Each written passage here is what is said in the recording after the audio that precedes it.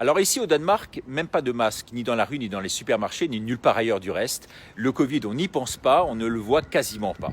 Ici, on ne pense qu'à une chose véritablement, c'est conserver cette qualité de vie totalement exceptionnelle et l'un des meilleurs PIB par habitant.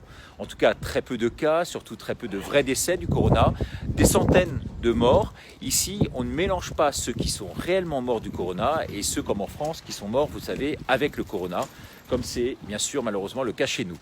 Ceci s'explique comment? C'est-à-dire très peu de chiffres. Eh bien, il n'y a que très peu de corruption dans ce pays.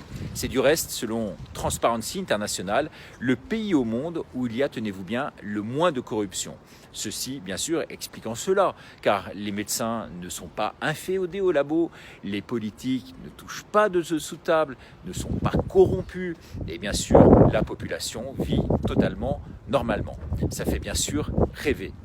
2 mois de confinement, bien sûr, au début de la crise, pour mesurer l'ampleur du phénomène. Et puis ensuite, eh bien, ils ont logiquement ouvert quasiment toutes les vannes.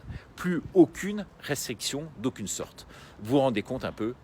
En conclusion, je dirais qu'il y a 3 facteurs essentiels qui nous différencient, nous, Français, avec le Danemark. C'est d'abord l'incompétence de nos politiques, c'est la corruption et c'est l'institutionnalisation à travers cette fameuse globalisation.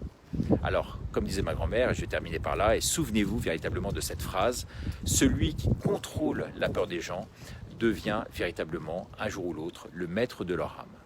Voilà, si vous aimez, partagez au max. À demain pour une nouvelle étape.